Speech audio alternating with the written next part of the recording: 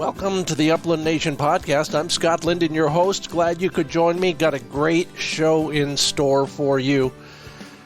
Hopefully you'll learn something about yet another conservation group out there that deserves our support in one way or another. But we'll also do some other things, so hang loose. First off, Ted Koch, the executive director of the North American Grouse Partnership, will be talking to us about all things grouse. Yeah, prairie grouse, forest grouse, even those ptarmigan up there way in the cold stuff. Well, it's cold enough down here, but we'll skip that subject for now. So we'll learn all about what this organization does and why they do it and why we need yet one more group like this out there. So that's the prime consideration, all coming up today. We're going to my 4 favorite states in our public access road trip segment. I'll explain just one reason why I love each of those states. So if you're looking for a place to go, get your pencils and paper ready. And from our Upland Nation survey, you did take the survey, right? What you want to learn more about, what you want to do better. You'll be amazed at the coincidence there, but all of that coming up on the Upland Nation podcast. First off, hope you had a good Thanksgiving. I'm thankful for so many things. In fact, I was just doing a little exercise in a writing project and thinking about all of those things, so it would be good to bring it up here as well. Yeah, just take a moment and consider it. And then, of course, hopefully you got the hall pass on a Friday, Black Friday for some people. For others, it's just a day off to go hunting, which is way better. There's so many weird Black Friday sales that start before Black Friday now. It just doesn't make any sense to me, but selling doesn't anyway. But that's my problem, not yours. We'll take a look at some of your comments here, how you're doing these days. Lance Larson, I am always intensely jealous of you. Number one, you got a 5-month-old Weimaraner puppy, Z, and I asked on the social media how your last hunt went. Well, Z actually swooped in and backed old Zane for a few seconds before, well, doing what puppies do.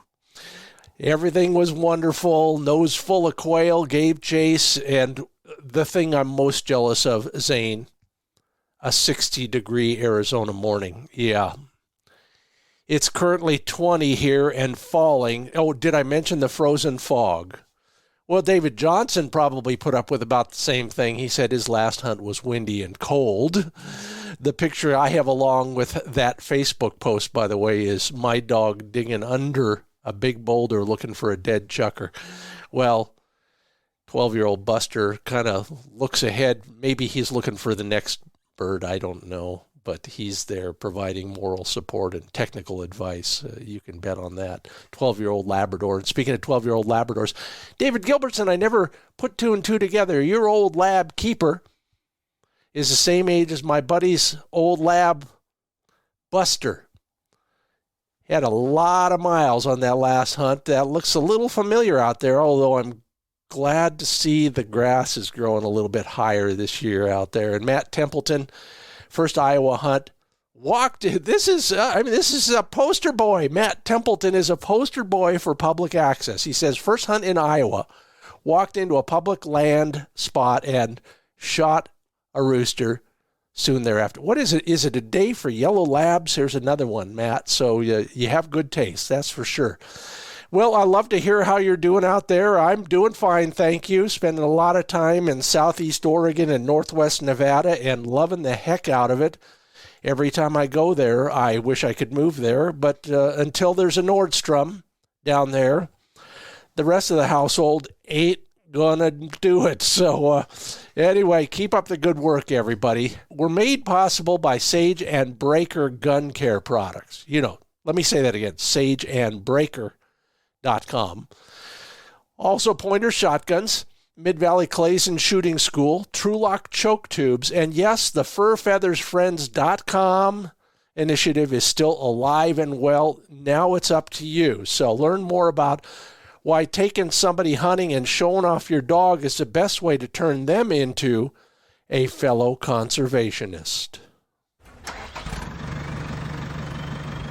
Road trip. Well, maybe you're already looking at plans for next year. I am. Or maybe later this season, and you're looking for someplace new to go. Wrote a piece a while back that I dug up for some. Because I'm waiting to get paid on it. But anyway, dug it up and looked at it again and was reminded of 4 great public access of states that I love. I guess that's why I love them right there. Thought I'd share them with you. If you're just kind of at the very top, filling the top end of the funnel with as many great ideas as you can for your next big trip. Here's my list. Nevada. Not just because it's close, and close, by close I mean a 5-hour drive. They have a nice long season, extends into the first or maybe even sometimes the second weekend in February. And their license for non-residents is relatively cheap. I think I spend about $100 a year for that license. The joy of it is, it's a fishing license too. Yeah, and I do take advantage of that. If you're a fly angler, you probably read a couple of my stories about Nevada fishing.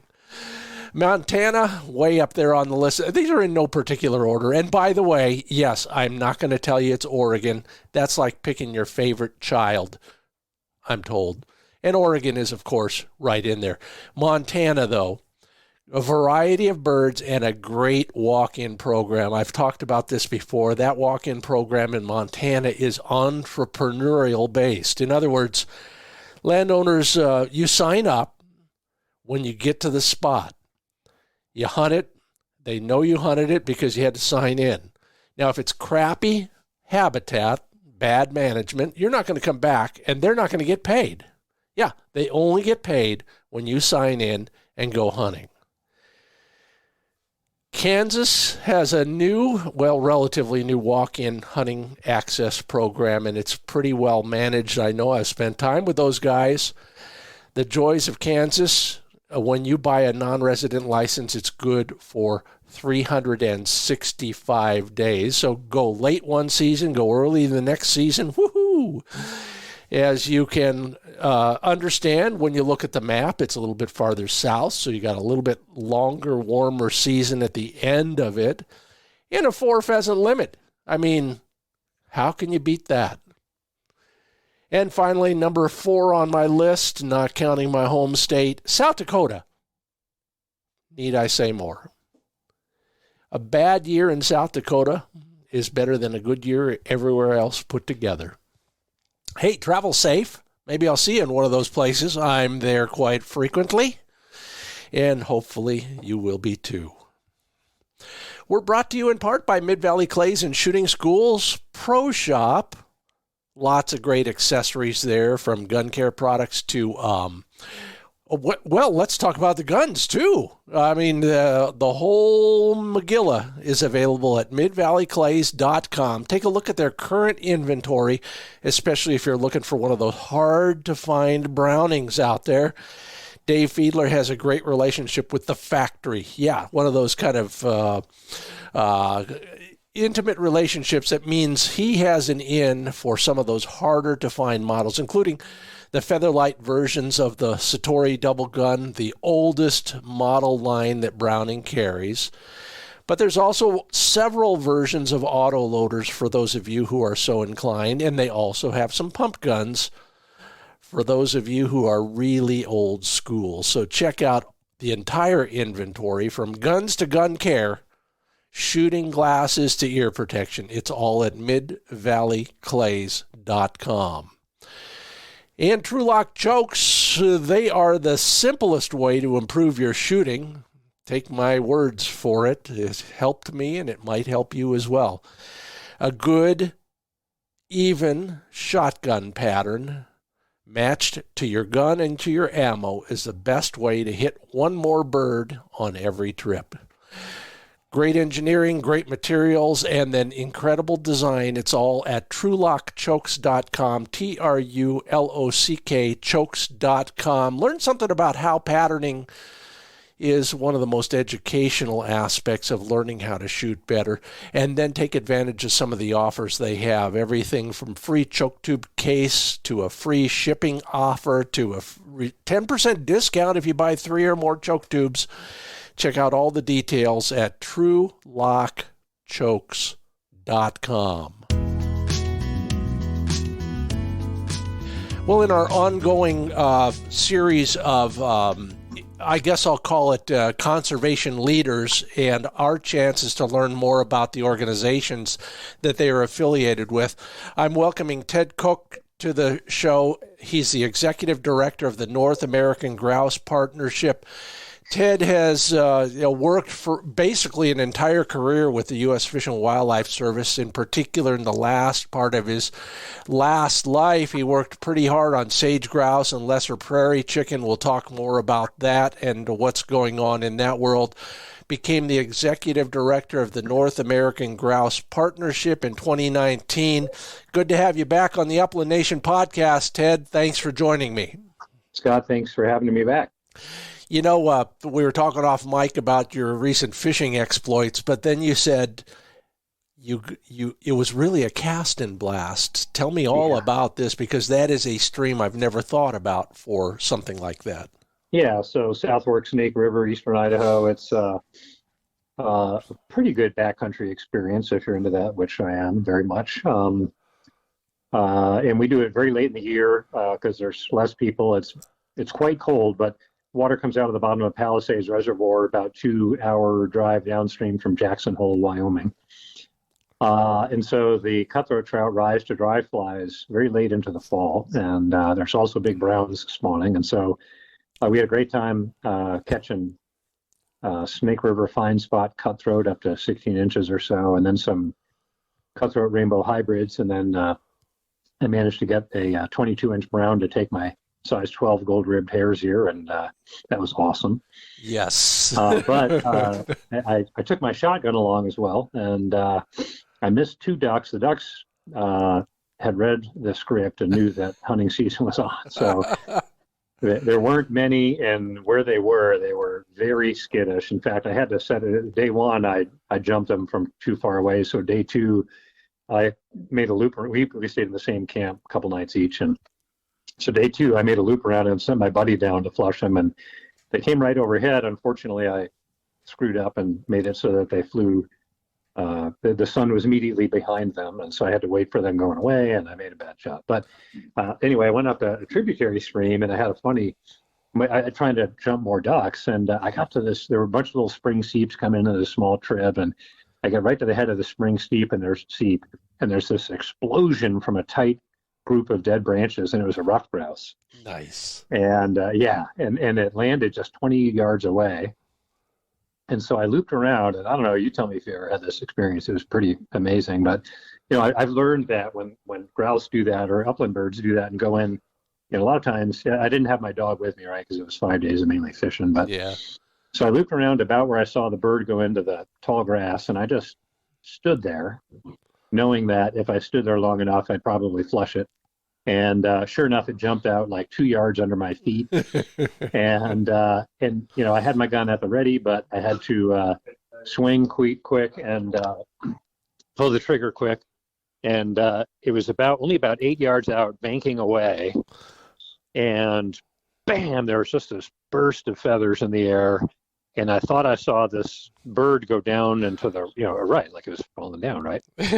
So now I'm just standing there waiting and looking. And all of a sudden, like about 4 feet off the ground on top of this pile of brush, the bird stands up. And I'm like, man, how did I hit it that close and create that kind of a cloud of feathers and not just kill it? And it looked completely alert, right? So I line up and, aim at its head, and bam, it's dead.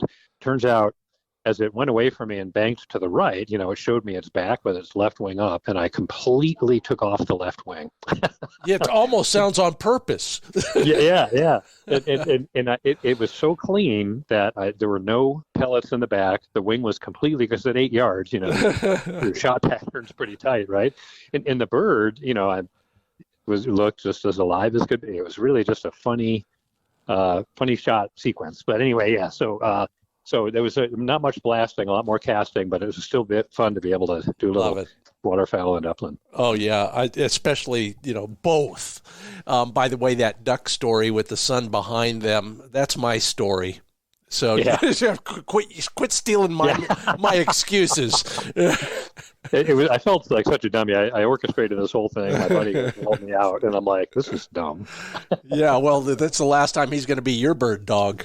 Yeah, right. You mentioned that, and I brought this up in my newsletter a week or so ago.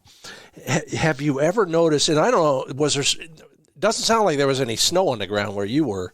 Oh, yeah, there was a couple inches. Okay. Yeah. All right, because the valley quail out where I hunt in really cold, snowy weather will do exactly what your grouse did, stand there until they think you figured it out, and then they'll fly. Yeah. And they won't fly more than 15, 20 yards. Then they drop right down into something else. And, if you had a spaniel, you could just chase those birds all day until you actually hit one. Right. Or you feel bad putting them up so many times. Well, and I thought about that's exactly what I thought about. I thought, how much pressure do you want to put on a little bird, especially a little bird like that? Yeah. When it's cold and feed is at a premium. Yeah, it does have an impact. I mean, you're a biologist. That's a lot of energy to expend. That's right. And energy and stress. And I know I've more than once shot so poorly that I finally had to give them a break. Like, okay, you won. Yeah. I'm going to stop now. Here's a dilemma for a guy who's studied sage grouse, lesser prairie chickens, and who knows what else over the years in the way of things we can shoot at. What do you think about when you're actually going out there trying to kill those critters, on your day off? Yeah, no, great question. Here's the deal.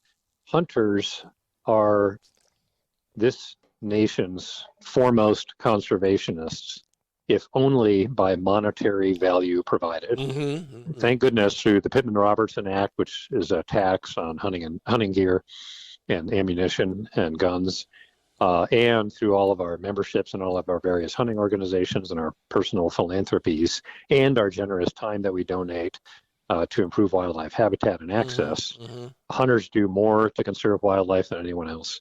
So when it comes time to think about the unthinkable is extinction, but the near unthinkable is a listing of a species under the Endangered Species Act. When it's a bird that you can hunt for, like a sage grouse, which has been considered for listing for some time, or lesser prairie chickens, which are on the cusp of being listed under the Endangered Species Act, it is the opposite of the fault of the hunter. The hunter has done a great deal that has helped that bird avoid listing for so long. And the reason these birds get listed are for other reasons, and it's always habitat loss. Absolutely. Yeah, no, I'm a big believer. I actually wrote a magazine article on that topic a while back and actually learned something, understood much of that, but not in the way that I do now. That's for darn sure. So if you're not chasing ducks that you miss and grouse that you hit but didn't think you did, what else are you going to be hunting for? Well, my primary passion is bow hunting elk. That's fascinating because in a lot of ways, people would kill to live where you live, so you could do that. Are you doing that mainly in Idaho then? Yes, I did move around towards the end of my career to Nevada and New Mexico, and I chased elk once in Nevada, didn't get one. In New Mexico, I never drew a tag because they have a system that's heavily biased towards rich people. But I mean, it's true. In most states, tags are given out, equitably to most hunters and primarily residents. But in New Mexico, they sell like 60% of their elk tags to the highest bidder. So through private landowners, it's an egregious system. But so I never drew a tag in New Mexico. So yes, Idaho's mainly where I do it. If you're going to hunt birds, again, you're in a hotbed to a great degree. You drive an hour anywhere out of your hometown, and you're into chukar country, for example, and valley quail to a large degree as well. You ever chase any of those birds? Oh yeah, quail down by the river, Snake River, along with ducks, and then chukars for sure in Southwest Idaho, Eastern Oregon, and Northern Nevada. I've got some buddies who are hardcore, and so they take me out and. As they say about chukar hunting, right? Your readers know this joke, but the first time you do it for fun, the next every time after is for revenge. Yes, and I promise I'll never use that in another magazine story, by the way. Yeah. It's such a cliche thing, but it's so true for those upland hunters who don't know. So yeah, it is. And, that area down there that you were talking about, I actually drove through some of that country for the first time on my way to, of all places, South Dakota a couple months ago. And realized I'd never done any hunting out there, out there east of the Jordan Valley country. And so now I'm going to have to spend a season exploring that as well. Oh, yeah. No, that's all good country. It's got sage grouse in the right places, up higher than chuckers where there's cheatgrass. So yeah, lots of good upland bird opportunities there. Cool. Well, that's enough inspiration for me right there. Let's talk a little bit about the North American Grouse Partnership. I've watched you guys over the year. I've met and talked with people at various conventions and conferences of one sort or another.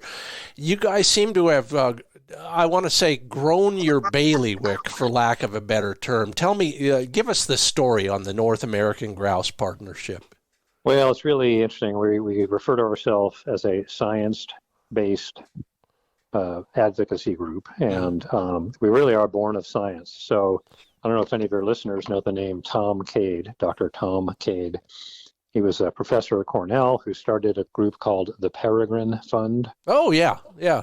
And so then the Peregrine Fund moved to Boise, Idaho, and started the World Center for Birds of Prey, which to this day exists in Boise. Yep. A wonderful resource. Boise State University has a raptor research master's specialty program. And so really we're the epicenter of raptors here. The Snake River Canyon has the highest nesting density of raptors of any place in North America. It's really a feature of Idaho and Southwest Idaho in particular. So anyway, so the Peregrine Fund was instrumental in working with the U.S. Fish and Wildlife Service to recover peregrine falcons from near extinction. And in 1990, they were delisted under the Endangered Species Act. Peregrine falcons are recovered and delisted just like bald eagles. And so there was a big celebration in 1990. The Secretary of the Interior came out. And the next day, after peregrine falcons were delisted under the Endangered Species Act, Tom Cade and a group of falconers whose passion is prairie grouse, by the way. If you meet a falconer in the West, prairie grouse are their top prey species to pursue. And they met because they saw the writing on the wall in 1990 that prairie grouse were threatened. Sage grouse, which have been on the list of things to worry about for listing of the Endangered Species Act for more than a decade now, and lesser prairie chickens, which are on the cusp. Outwaters prairie chickens in Texas are functionally extinct in the wild. Yeah. And then heath hens back east, which are the eastern prairie chicken, went extinct a century ago. So prairie grouse, the reason is they need large landscapes and large enough populations to form a social group. And prairies are not often thought of as, beautiful wilderness areas. And so we do bad things to them, and prairie grouse pay the price. So in 1990, this group of falconers and scientists and conservation leaders and raptor biologists said, let's form the North American Grouse Partnership. And so we've been around for 22 years now. We include all 12 North American grouse species, including things like ptarmigan, which you might not think of. But we're a small but mighty organization, and we really focus our energy primarily on the 4 remaining prairie grouse species. Well, and so lesser prairie. There you go. Sorry. Yeah. Delineate those. Yeah. Yeah. Lesser prairie chickens, which are the most imperiled. Sage grouse, which are next most imperiled. And then greater prairie chickens and sharp-tailed grouse, which, while not imperiled, are in decline. So those 4 species are really where we focus. In the lesser, over the years, we were making a TV show in Kansas quite a while back, and it was even back then they were talking about maybe literally cutting off the season forever. Yeah. Days after we were scheduled to leave, so we actually did a hunt. Never saw a single bird, but at least we tried.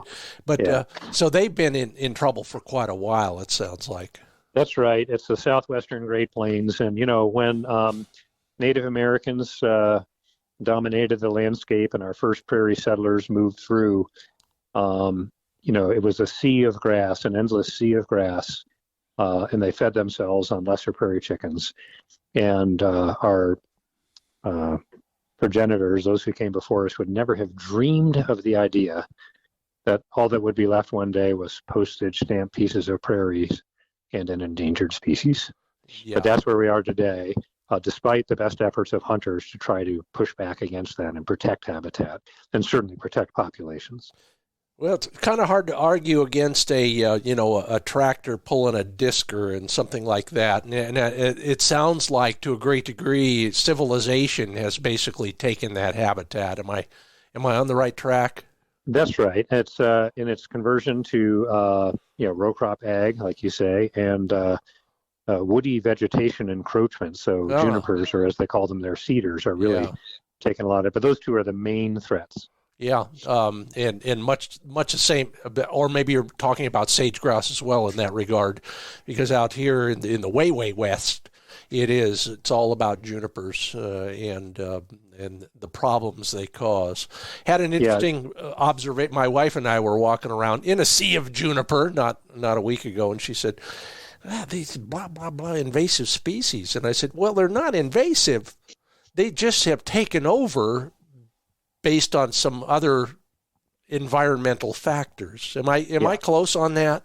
Yes, and this is really important. Let's talk about sagebrush and sagebrush ecosystems and sage grouse habitat. So sage grouse are sagebrush dependent. They have to have it. Yeah. And again, who would have dreamed, even 40 or 50, well, I tell you one person who would, but let's say 90 years ago, who would have dreamed that the sagebrush sea would one day be so imperiled that we would list the most iconic sagebrush species, that being the sage grouse, under the Endangered Species Act, right? I mean, like, how could that possibly occur? Well, here's how it happened. Cheatgrass. That's the primary threat by far. So cheatgrass is an annual grass that's not native to North America. It came to us from Asia. Mm-hmm. And actually, if your listeners know the name Aldo Leopold, mm-hmm. One of our most famous conservationists, he wrote a book published posthumously in 1949 called A Sand County Almanac. And in there, believe it or not, he has a chapter called Cheat Takes Over. Yeah. And he talks about the threat that he sees cheatgrass posing to the west, but particularly sagebrush ecosystems. And so today, a lot of times, folks see a bunch of sagebrush go up in flames, and they say, "Oh, fire is threatening sagebrush ecosystems." Yeah. But you have to ask yourself, hasn't fire always been present in sagebrush ecosystems? And the answer, of course, is yes. And in fact, fire was a force for good for sagebrush, because why? It would burn juniper and kept sagebrush safe, right? Okay. Yep. That's the way it used to work. But then we humans introduced this invasive annual grass, cheatgrass, and other invasive annual grasses like Medusa head and others. But cheatgrass is the main one, right? So we introduce cheatgrass, and then what Leopold writes about is cheatgrass slowly takes over the understory of sagebrush ecosystems when those ecosystems are overgrazed. Yeah, which has been a big problem for most of the last century, and still in some places today. But so what happens is you overgraze, you eat the native bunch grasses. Well, the cheatgrass gets a toehold, and then it gets a foothold, and then it grows up underneath the sagebrush. And then you get fire, and bam, cheatgrass is fire adapted, and it dominates that site. Yeah, and it burns really hot too. So and it takes all the sagebrush out at once. That's exactly right. It takes all the sagebrush out, and it beats everything else coming back, and it becomes a cheatgrass monoculture. So is the threat fire, or is the threat cheatgrass? Yeah. Well, if you ask the sagebrush ecosystem, they would say the threat is cheatgrass, and that they miss having fire pushing back that woody vegetation. I gotta tell you a sad funny story. But number one, I live right where that's happening. We've had 2 big fires in the last 40 years, and they're and they have created a cheatgrass monoculture to a large degree. That's right. Except for the robust and resilient freaking junipers. But yes.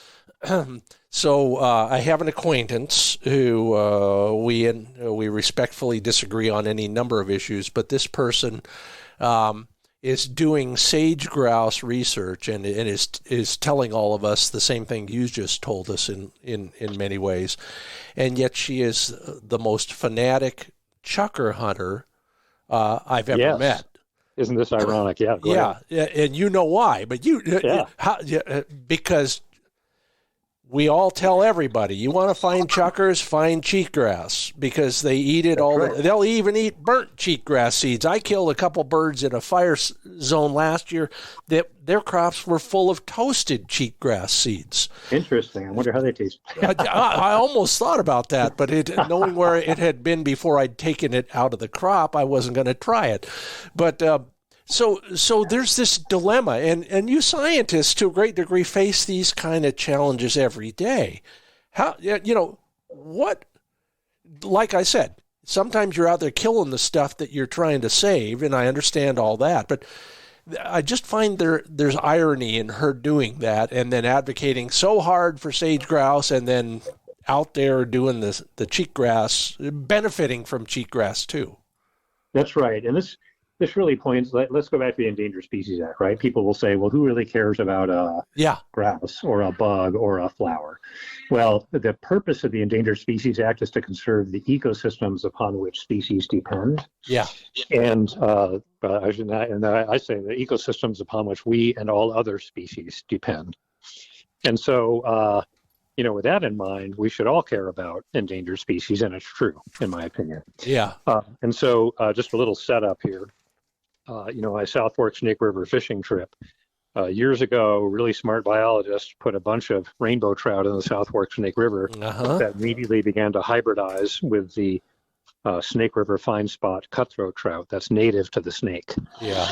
And that nearly imperiled the Snake River fine spot. Well, the State Fish and Game Agency, wisely, in my opinion, started a campaign to eradicate rainbow trout. Mm-hmm. Well, pretty soon the outfitters and guides pushed back and say, hey, our clients don't care. They want to catch fish, whether it's a Snake River fine spot or rainbow. So now there's this compromise. And if you fish that river, you'll catch Snake River fine spot, but then you'll catch hybrids. Well, then fast forward to cheatgrass and chuckers and sage grouse. It's the same equation, right? So, here we've polluted sagebrush ecosystems with cheatgrass, and we're rapidly losing the sagebrush ecosystems and sage grouse with it.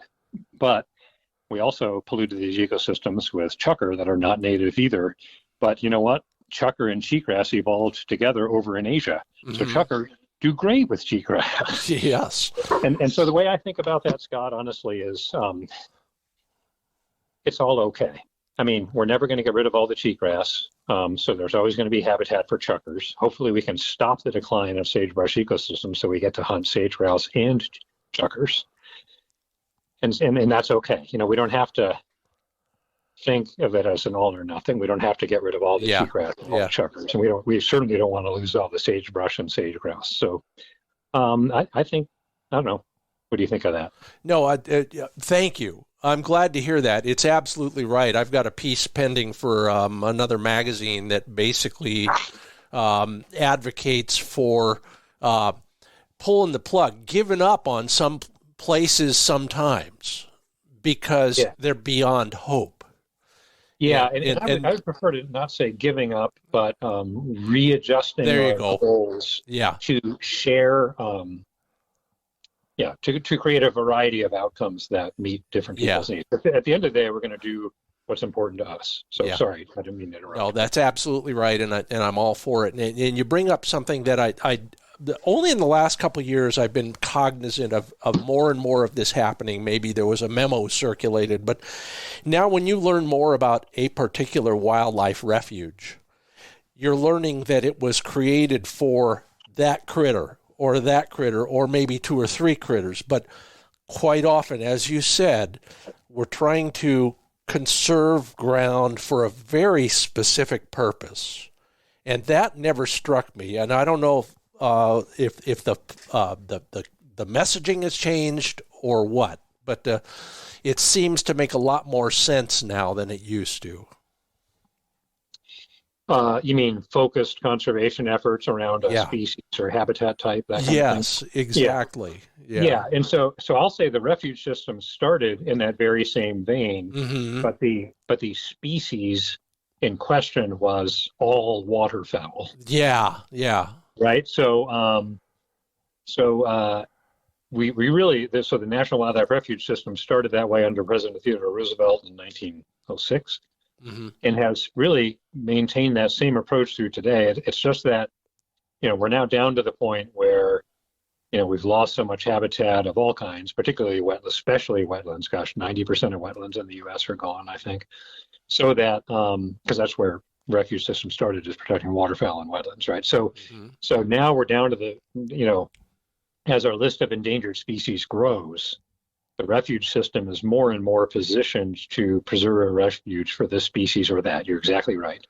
But to me, it's part of the trend that has been the refuge system for its entire history. And it's a little bit sad that we're reduced to these emergency room actions of let's protect this, 500 acres over here because it's the last habitat for the species. That's really, how can we unwind the 90% loss of wetlands, And by the way, there's good news. We have stopped the loss of wetlands over the last several decades. Oh, great. Yeah, which is relevant. I can tell you a little story about that if you want. Yeah, who doesn't want to hear a success story? Yes. Well, I guess maybe I should give you a chance to back out now because it's in the context of threats to prairie ecosystems. But it gives a good contrast if you want me to tell that story. Yeah, I do. Okay, so North American Grouse Partnership and others have been working to try to get Congress to pass an act called the North American Grasslands Conservation Act. Yep. And if that name sounds familiar, it's because it mimics the name of the North American Wetlands Conservation Act, which was passed 30 plus years ago. And so the justification for the North American Grasslands Conservation Act is that prairie ecosystems are the most threatened ecosystems on the continent, which makes sense. We call it flyover country. There's not much wilderness in Kansas, right? Or Iowa or whatever. And so prairies are the most threatened ecosystem, and grassland bird species as a group have declined 40%, which is more than any other group of birds on the continent. Wow. Now, do you know the only group of birds to have not declined over the last 50 years? Avian predators. No, they've declined as well. Okay, then. Waterfowl. Okay. Waterfowl, right? Yeah. Do you know why waterfowl have not declined over the last 50 years? No. The North American Wetlands Conservation Act. All right, so when we tell so this... It just goes to show you, a lot of it's a forehead slap. That's right. And so when we talk to congressional staffers and we give them this information, prairies are most threatened, grassland birds decline more than any others. The only group to not decline, waterfowl. Why? Because we have a NAGP and we need a NAGP, North American Wetlands or North American Grasslands Conservation Act, right? Yeah. But it is great news that we've done a good job with wetlands and with waterfowl. I mean, in other words, we've done it before.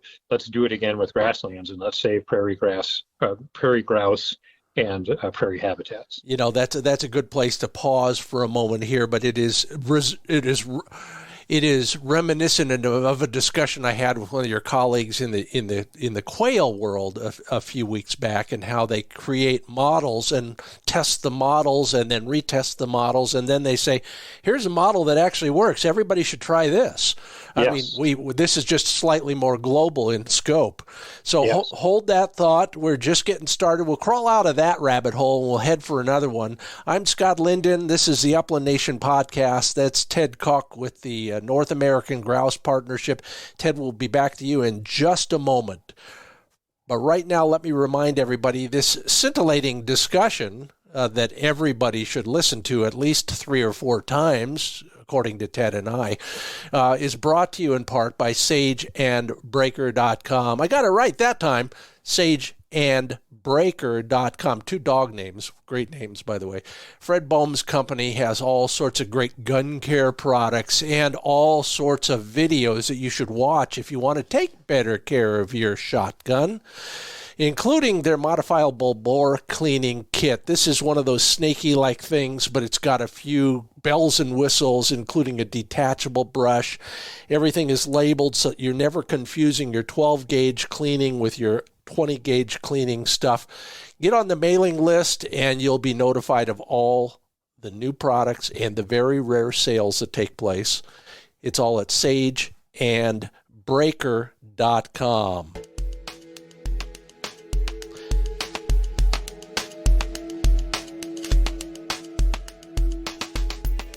Welcome back to the Upland Nation podcast. Scott Linden here. Ted Koch is on the other end of the line with the North American Grouse Partnership. If you want to learn more about them, Ted, check me on this, grousepartners.org. Is that where we go? That's right. Good. Well, thank you for joining us. I am learning something every few moments here, and that's good, and I hope everybody else is as well. You mentioned you were dogless on that last hunt. And I'm not going to call it a hunt. I'm going to call it a fishing trip with a little bit of hunting to make That's life better. What kind of dog you running these days? Yellow lab. You and everybody else. I talked in the introduction about everybody's last hunting trip, and it seemed like 3/4 of the critters I saw, besides dead birds, were yellow Labradors. We had a black lab first, yellow lab, but we're a lab family. Mm-hmm. So are you shopping for a brown one right now? Yeah. Actually, it's funny. A friend has turned me on to small Munsterlanders. Yes. That interests me. Do you know anything about them? I do. What's your verdict? I love them, and they're great dogs. I've never hunted with one. I've marshaled, gunned over, and otherwise become involved in lots of NAGP events of one sort or another with the smalls and the larges. And so of the two choices, I think that's probably a good one. And there's a great and growing community out there for smalls. So learn more about them, and you might just enjoy the heck out of having a pointing dog instead of a flushing dog for a change. You'll and apparently, so I should specify that my friend who she and her husband are weighing the small Munsterlanders. She's actually Jody Provost, who's the communications director for the North American Grouse Partnership. Okay, yeah. And they say they fetch ducks in water, too. Oh, heck yeah. The joy of all these versatile breeds, and I'm a big believer. I'm on my 5th German wire hair. They will do a little bit of everything. They may not be as stylish as pointers in the field, and they may not be as aggressive as a Chesapeake Bay Retriever in the water, but they will do it all, and that's the joy of them. Plus, the smalls they're just so pretty. Yeah, and cute and cuddly. I fell in love with Jody's, so. I don't blame you, not one bit. Well, good luck on that. Keep us posted.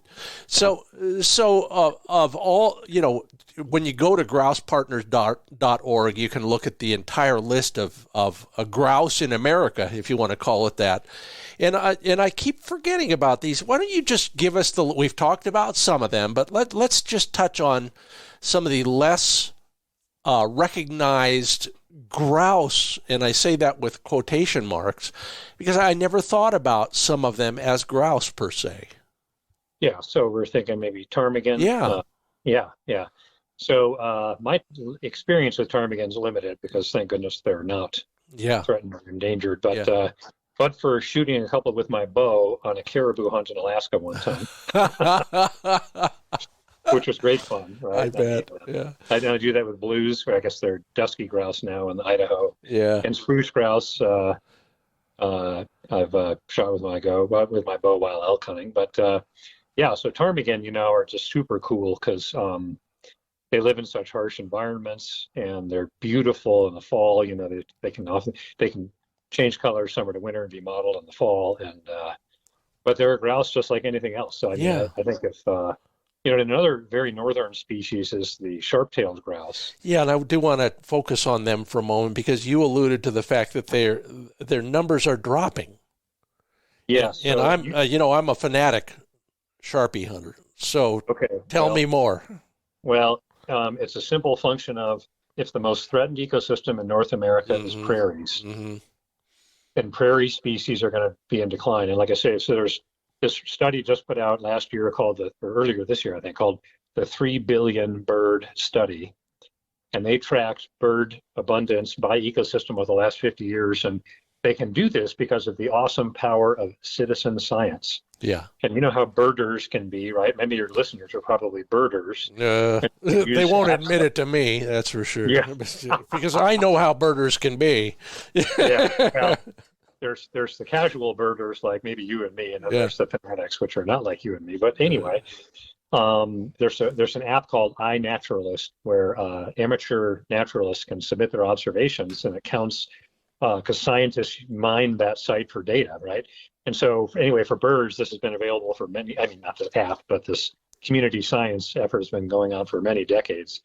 And so when scientists looked at the 50-year-long data set, they found that grassland birds declined more than any other group because of the loss of grassland habitat. And, where do we find sharptails and graders and lessers?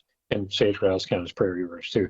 We find them in prairies. So it's just math. It's simple. And the same fragmentation that lesser prairie chickens are up against is what the challenges that are facing graders and sharpies as well. Habitat loss, a lot of it from row crop ag and tree encroachment, plus all the other threats. One of the bigger threats that's emerging now is wind farms. Yeah. Because prairie grouse evolved without tall structures. And so you put up a power pole or you put up a wind turbine, and those grouse will say, "See you later." And the taller the object, the more of an impact it has. Take this another step, but let me add to that, juniper trees. And thank you. I should have said that first. But all of those vertical objects. That's right. That's right. And it's not always because they crash into the wind turbine blades. It's something else, isn't it? It's the fear of avian predators. So prairie grouse's greatest predator are hawks and falcons. And that's why the prairie grouse love the open plains, because if you're a hawk or a falcon and you're going to catch a prairie grouse, you're going to have to do it on the wing. And that's expensive for a raptor to do. But you give a raptor a perch every, 200 yards with a row of power poles, or, with juniper encroaching in various prairie habitats, and it becomes much easier for more raptors to catch more prairie grouse. This is, I'm learning all sorts of things today.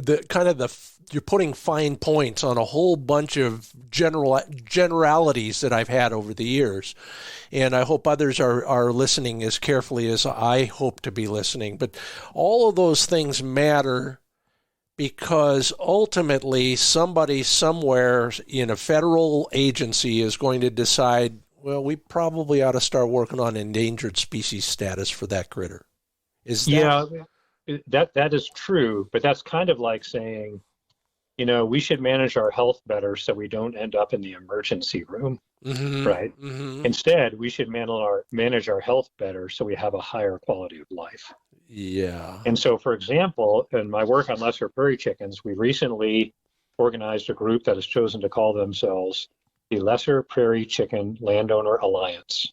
And these are a bunch of rural landowners in Kansas, Oklahoma, Texas, New Mexico, Colorado, who are passionate about the health of their lands and their landscape. And they don't want to see it carved up, and they don't want to see trees come in, and they don't want to see wind farms, and they want to keep it as grasslands. And they're all ranchers. They all raise cattle. That's how they make their living. But they love wildlife too. And so rather than saying to them, well, let's, wait till lesser prairie chickens are threatened with a listing under the Endangered Species Act, we can instead say, hey, do you want to keep your prairies prairies? And their answer is not just yes, but heck yes. I'm hearing a model that's already been worked in that world. Am I not? Yeah, that's right. No, it's landowners love the land as much as hunters love wildlife and the habitats that they live in. And so the key in what the Grouse Partnership is doing is trying to merge those two worlds in a way that is going to work for the various agencies, state and federal, including the Fish and Wildlife Service, which I think is going to list lesser prairie chickens under the Endangered Species Act any day now, if they haven't already by the time your listeners call in. So, so it's a pleasure to work with these awesome conservation hero landowners to lead the way. And what we're doing is these landowners are going to tell the federal agencies what we need to do. We're not going to wait for the federal agencies to tell these landowners. Got it. Landowners are going to tell the agent. That's the difference. That's what we're working on. Now, isn't that the model that is still being used to a great degree for sage grouse in the West? Well, yeah. And so let's see. So number one, sage grouse, much more sage grouse habitat is on public land than lesser prairie chicken habitat is 95% private. Sage grouse is something like 60% public. But for the portion that's private, yes, you're right, Scott. Same idea there. Yeah. So what do they get out of it? Because this is, I don't care what organization I'm talking to. It seems like there sure is a lot of habitat work of one sort or another going on some ranchers' property or some farmer's property and not property that I can access. Why, Yes. why, and what do we get out of that? Great point, great question. There's actually an emerging program. I think there's already a program, another program emerging under the USDA Farm Bill conservation title that Congress passes every 5 years to enhance sportsman access on private lands. Yeah. But at the end of the day, if there ain't no lesser prairie chickens to hunt, it doesn't matter. Yeah. Right. And so we're really, behind the curve with lesser prairie chickens. We're also behind the curve, but less so with sage grouse, and plus sage grouse are on public lands a lot. But we're getting close on Sharpies and graders. So the idea here is, and these landowners support sportsmen, and they work closely with the Grouse Partnership, and we're all, grouse killers like your listeners are. Most of us anyway. Noble ones. Let's put a preface there. Noble. Well, but that's the thing. And your listeners know this as well as you do. We all, as hunters, want to give back. We were talking about chasing those quail until you miss them so many times. You're like, as a responsible hunter, I need to stop this because I'm going to kill them without ever shooting them, and that's wrong. Well, same thing here. We know we are passionate about conservation as hunters. We know grasslands are the most threatened ecosystem. We know we lost our chance to hunt lesser prairie chickens 20 plus years ago, and we're at risk of losing them off the face of the freaking planet. Yeah. So even though right now, working with these landowners, hunting access and hunting is not in our foreseeable future, because first we have to at least stop the decline, if not reverse it. As conservationists and hunters, we're all in. Well, most of the ones I know are all in on not losing lesser prairie chickens and harboring the dream that maybe our children will one day be able to hunt them again. Well, and of course that is everybody's goal. I think I've never met anybody who would argue that. I mean, maybe that's a good way to put it. But so how do you do it? I mean, tell us what's happening in that using the Lesser Prairie Chicken Landowners Alliance. I think I got that right. Well, what are the top 3 action items? Well, let me just give an example, because there's another good news story embedded in lesser prairie chickens. Okay, so I hope I got this right. 80% or 60% of the remaining population of lesser prairie chickens is on 30-year-old conservation reserve program lands in western Kansas. So Conservation Reserve Program is a very important program under the Farm Bill. And what they do is they pay farmers to not break that ground. And in fact, in this case, importantly, 30 years ago, they asked farmers to reseed that. What they do is they take it out of row crop agriculture because it's marginal usually. And in this case, they asked farmers to use native seed when they replanted it 30 years ago. And you know what? It worked great. Yeah. So my question to the agencies and our Lesser Prairie Chicken Landowner Alliance question is, hey, can't we just do that again? We already succeeded once with this species in western Kansas. Let's just do more of that. Yeah. Okay? So that's the simplest ask. Do more CRP just like we did it 30 years ago. And everybody's trying hard to get that, whatever they call that quota, that the amount of acres increased. That's exactly right, Scott. And so there's going to be a new farm bill next year in 2023, and I urge your listeners to pay attention and to advocate for support for the conservation title in the 2023 farm bill in Congress. Good.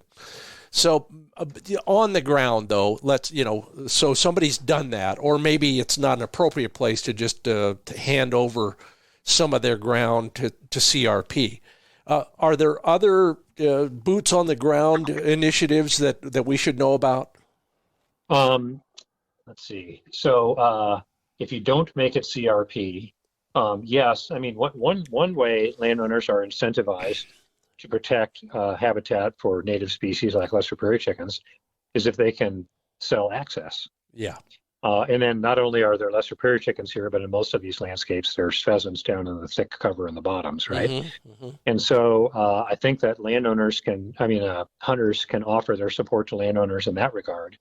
And it may not, be a difference maker for that landowner, but it may help them, because all these landowners want to embrace conservation, but they can't afford to do it out of their own pockets. Yep.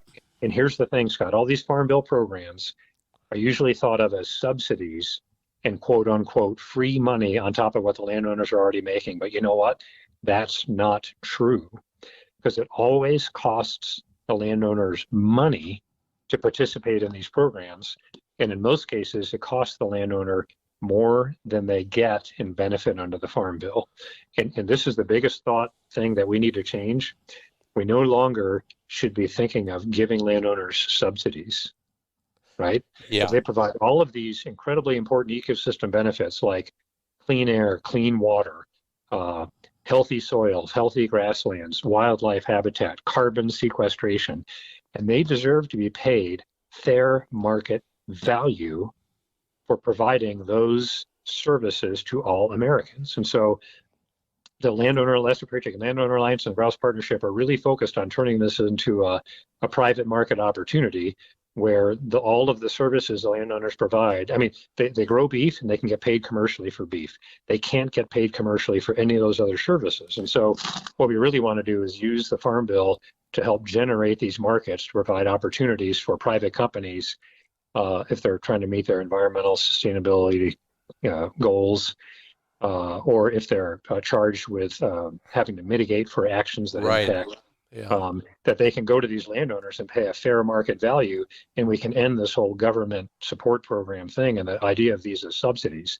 They can't be subsidies. It doesn't work currently. We've got to turn it into paying them what they deserve to providing these services to all Americans. And I've advocated for that for decades. The only great habitat comes when there's some element of entrepreneurship involved as well. Amen. Amen. You can talk about that as, we've got a million examples of that, and it's absolutely true. And on the flip side of that, I was talking with somebody not 3 weeks ago, blah, blah, blah, blah. And in my CRP, I'm getting $250 an acre every year for this stuff. And I fell out of my chair. I mean, not because of what I was drinking, but because I was astounded. And because of that, I might misheard him, but I didn't want to go any deeper into that one at that point. But you forget.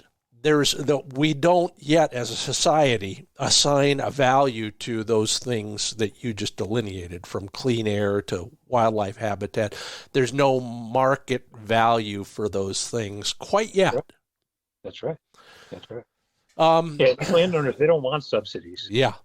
And they want to provide these values, sure, but they can't afford to do it out of their own pockets. No, they're to one degree or another. We can argue this all day. They're capitalists. I mean, they got to feed their family. They got to make the mortgage payment. That Caterpillar D9 didn't come to them free of charge. That's right. So all those things matter to them, and this is one way to do it. And I'll just say I will only get to do this one more time at Pheasant Fest this year. I get to pull on the Howard Vincent's coat and say again, Howard, what you need to do is start buying all the corners and the fence rows at fair market value so that you can leave them the heck alone. Yes. Yeah. And Big Ag has gotten better and better at using up those last little corners, right? Yeah. And it shows up, loss of prairie habitat is the precisely loss in the country. Two more things. First, the one that is imminent and top of mind for you. When you ring off with me, you're going to get a few minutes to relax, and then you'll be back on a conference call that may have some dramatic effects, and we will find out about those well after this is recorded, but probably between now and when it airs. Tell me a little bit about what's happening later today. Yeah, so lesser prairie chickens have become so threatened that the Fish and Wildlife Service first listed them under the Endangered Species Act in 2013.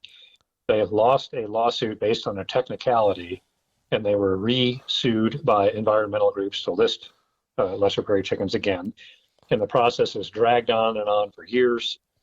But it's the Fish and Wildlife Service proposed to list lesser prairie chickens under the Endangered Species Act again, just in June of 2021. They were due to make a final listing decision in June of 2022. They've missed that deadline, and there's reasons for that. But nonetheless, we anticipate an announcement very soon that they're going to finalize the listing of lesser prairie chickens under the Endangered Species Act. which will begin a new era in lesser prairie chicken conservation. Now, I know we're speculating, and a lot of water will go over the dam between now and when this airs, but could the effort that you described earlier with the LPCLA, the Landowners Alliance, could that have some impact on what ultimately happens and maybe forestalls a listing? So the listing that's why the Fish and Wildlife Service lost the lawsuit in the mid-2010s. Okay. Is because the state agencies promised to do a whole bunch of stuff. And the judge said, well, let the state agencies do it. So the judge made the Fish and Wildlife Service delist chickens. Okay. And the state agencies have not come through. Okay. They developed a mitigation program that's failed. And, all right. And so now here we are with even fewer chickens than we had 10 years ago, unfortunately. And so, but I don't think our quest should be to list or not list. The Grouse Partnership is kind of agnostic on listing or not listing. We want conservation. And it's clear that all that we have tried up until now, including state programs, including farm bill programs as they're currently built, are not getting the job done. Yeah. So at this point, frankly, I welcome an Endangered Species Act listing because hopefully it will galvanize the public's attention and to support landowners like those in the Lesser Prairie Chicken Landowner Alliance to finally pay them what they deserve to be paid to help us recover and delist lesser prairie chickens so we can hunt them again. Okay, well, one that is not quite there yet and is a passion of mine, and soon, and maybe even more so, is the sharp-tailed grouse. I can't think of anybody better to help me with one hunting tip the next time I'm headed for central to eastern Montana looking for sharpies. Oh, man. Yeah, here's the guy who runs the Grouse Partnership. Come on, man, give me a tip. I swear to God, I don't have a lot of experience hunting them, but I've hunted them, and my only tip is enjoy, because they were made for upland bird hunters, weren't they, Scott? I mean, yeah, they're beautiful. They're not the fastest grouse. They hold pretty well. And there's enough of them, you can still chase them and not feel guilty shooting them, right? No, they're just a pleasure. I guess the only real tip is find them, right? That's you got to make sure you get the right habitat, which has to be a diversity of native grasses and an absence of tall structures. And that's my thoughts. What's your tip? What do you do when you look for them? Hunt early in the season. That's a good one. You're a scientist. You know that they flock up into these giant groups, and they got a million eyes looking for people like us with shotguns. That's a great one because the other two reasons. One, early in the season, they haven't quite figured out they're getting shot at. And two, there's more young birds, which are more naive and easier to get, right? Well, that's why the pro trainers are up in Saskatchewan all the time in the summer, because those young birds, they look at the dog and they don't know what it is, and the dog looks at the bird and doesn't know what it is, and everybody benefits. So the other one is, and this is a biologist told me this years ago, and it's so true. You're wasting your time unless the grass is tall enough to bend in the wind. That's a great one. And let me give you another one that we use for lesser prairie chickens, but I think applies to Sharpies and graders as well. If you can only see 20% of a volleyball in the grass standing 12 feet away, 20% for the ball 12 feet away, that's ideal cover for prairie grouse. I'll put a volleyball in my vest. Yeah, seriously. I love it. That is hilarious. I can imagine it, but yeah, no, I think it's a really excellent layperson's way to measure quality prairie grouse habitat. There you go. You heard it here first. Everybody will be buying a volleyball for Christmas. And on that note, Ted Koch, I'm so glad we could talk again. This was so fun. I know we went, pardon the pun, deep into the weeds a few times, but it's important information that we now have at our fingertips, and I'm so glad you could kind of translate a lot of that for us. Thanks so much for what you do as the executive director at the North American Grouse Partnership. That is grousepartners.org for anybody who wants to learn more about all of this stuff. Ted, thank you. Have a great holiday season, and we'll talk again down the road. Scott, thank you so much. It's a pleasure spending time with you. Thank you. Bye-bye. Bye. Yeah, we've got a little bit more to cover here, and stuff that might be of interest to you. Speaking of issues and ideas, that's what we do here at the Upland Nation podcast, including what you want to learn more about. You tell me every year, thank you, in that big Upland Nation Index survey that I do. A lot of stuff, including what you want to learn more about. So that's coming up very soon. First, we're brought to you in part by Pointer Shotguns. Remember, they got a new website, pointershotguns.com. Pretty basic, but that's the way I like things.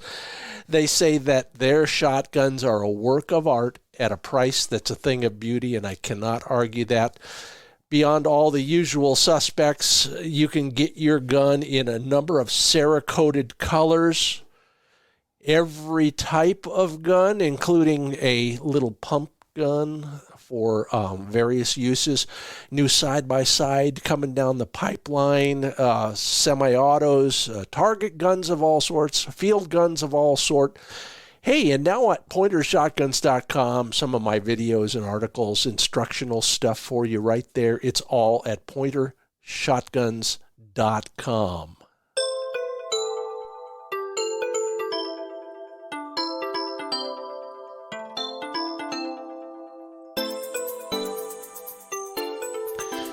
Well, if you haven't taken the survey yet, it's not too late. Please do. You got an email or two from me. Please do take the Upland Nation Index survey. Here are some fascinating observations that frankly drive just about everything I do here in the Upland Nation, from content to locations for TV shows, even the articles I write for magazines. So appreciate your help on that, because here I am trying to give you information that you can use. And what do you want more information on? What do you want to learn to do better? Well, when that's the question, it's pretty much evenly split amongst the top ideas. The first is you want to be better dog trainers. Watch for more on that. Well, if you watch the videos at all, you know I'm doing some of that. We'll do more of that down the road. I just finished another book on that, so stand by. And then the other one, 60% of you, by the way, on each of these topics, 60% of the listeners, the readers of the newsletter, they want to learn more about dog training. Okay, the others, finding new places to hunt. Working on that all the time, too. So are you. I will always be doing more of that for you, whether it's the road trip feature here or the articles we do, even entertaining the notion of putting a little ebook together. So if you're interested in that, just drop me a note and tell me so, because I'll do it if enough of you ask for it. Finding new places to hunt, being a better dog trainer, those are your priorities, at least at this point in the preliminary results of the Upland Nation Index survey. And frankly, they're my priorities as well. Maybe that's why we get along so well. And speaking of getting along, I sure appreciate your joining us. Thank you, Ted Koch of the North American Grouse Partnership, for all that fascinating information and insights. Thank you to everybody who comments at our social platforms. It's always fun to see what you're doing and why you're doing it. If you left a rating or a review, thank you, because every one of those will put another listener right here every week. And thank you to our sponsors, Sage and Breaker, Pointer Shotguns, Mid-Valley Clays and Shooting School, and Trulock Chokes. And if you are looking for any more information on any of these topics, don't forget, I've got the authority site already and waiting for you, findbirdhuntingspots.com. If I don't see you there, I'll see you here next week. I'm Scott Linden. Thanks for listening.